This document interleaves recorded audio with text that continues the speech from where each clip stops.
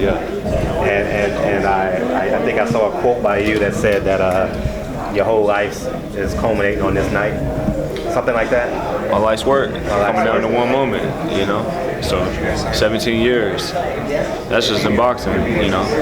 Take everything else that happened even before that, mix it all up. This is my life's work, you know. So how's the is there like elevated game plans that go into a fight like this? So if he comes out like this, do you come out, or do you just say, I'm Caleb Plant, this is what I do and this is how I win fights? I'm Caleb Plant, this is what I do. I feel like so many people go into fights with such a strict game plan that when they don't start working, they don't know what else to do.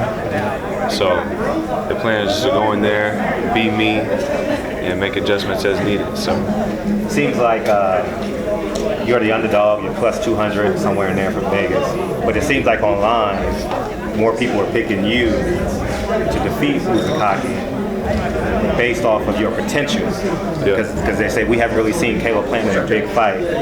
Give them some confirmations to put an extra $100 on you as opposed to just putting 100. Maybe they might want to put 200. Yeah. I mean, the odds are what they are. I've been beating the odds my whole life. You feel me? I'm not supposed to be here. We ain't supposed to be talking. I've been beating the odds my whole life. So, you know, the bookies is gonna put it at what they think. There ain't nothing I can do about that. Actually, there is something I can do about that. I can put them on Sunday. So, you know, we'll let them know how wrong they are on Sunday. And I saw yesterday that Benavidez is fighting Jillian Love. What's your take on that one? I mean, it's good for them. You know, right now, I'll focus on my plate of food. As I said before, you look around, you start looking around at other people's plates of food too often, and you look back down and you know food on yours. So right now, I'm just focused on the task at hand. You know, big opportunity in front of me. Great deal with PBC and Fox that got put together with Al and you know everybody else. So I'm just looking to display my own talents. I'm not really focused on anybody else right now. After the fight, we can break everything else down. And focusing on yourself, what do you think is your biggest challenge in this fight? I mean, Jose, he's a rough, tough fighter. He's a world champion. He's rugged. He's coming to win. But so is everyone else I fought. I know that this would be my toughest opponent to date, especially on paper. But so am I. I'm his toughest opponent. I don't care what who he's fought in the past. I don't care about you know what resume. He hasn't fought Caleb Plant. So my biggest task is also his biggest task. So why'd you really want this fight so bad? I was next in line. I got picked, and I don't turn fights down. So he got upgraded to world champion. I was next in line. I wasn't given this opportunity. I earned it.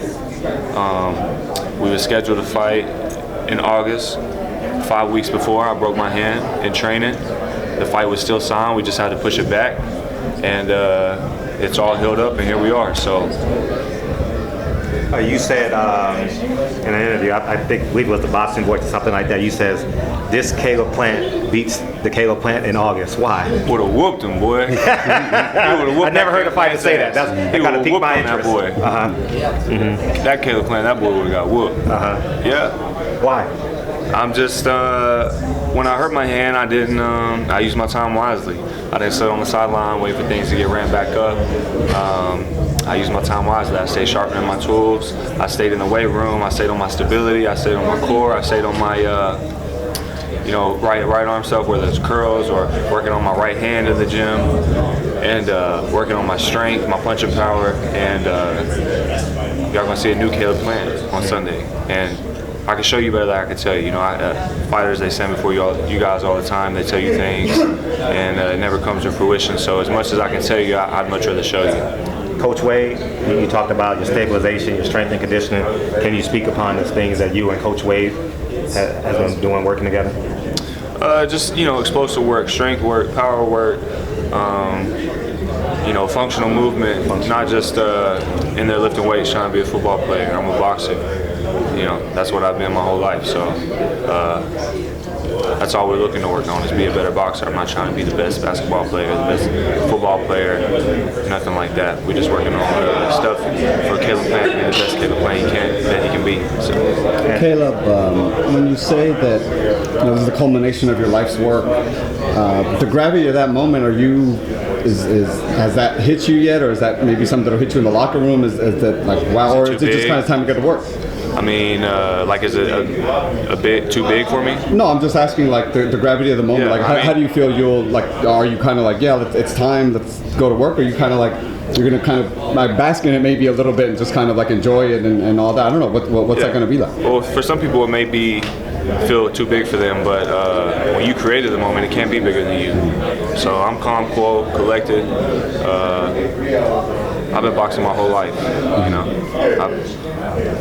amateurs. I've been over the world. I've been to Italy. I've been to Trinidad. I've been to the UK. I've been all over the US.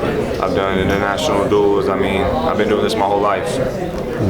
So, I'm embracing it, but at the same time, it's not. It's too big. As a matter of fact, the farther away I was, it was big, and I thought that the closer I get to it, the bigger it would get. But the closer I got to the moment, it seems like the smaller it's gotten. Because during camp, we left no stones unturned. From big to small, and when you've done everything right and haven't cut any corners, it's going to give you that extra mental edge. Just last night, we seen Jose with the sauna suit on, sweating, and they told me that right after I just got done eating. I went on to bed. So, as far as weight goes, there's no weight issues. If y'all follow me on social media, y'all know I eat good all camp long. Thank you to Miss Jordan Hardy over there. But so yeah, we don't cut corners. So Caleb, when Uzcategui got clocked by Darrell's coach, he took the shot really well. What were your thoughts on that when that happened, and what does that tell you about his chin? Seemed like he got a little bit of a beard, don't he? Yeah. So, I mean, good for him. But Uncle Darrell ain't Caleb Plant either, so just made for a good social media moment, I guess, What were your thoughts on that when that happened? A little crazy to me, Seems like that's not what Andre wanted, It didn't seem like he was happy with that.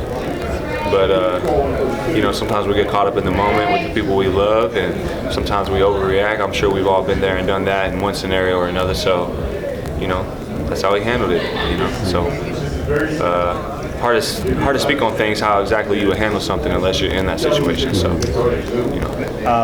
Mikey Garcia. Okay. Yeah. Training camp was all good. No issues.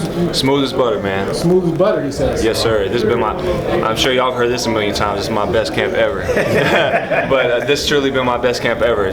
I'm physically the strongest I've ever been. I'm punching harder than I ever have. My hands are healthy.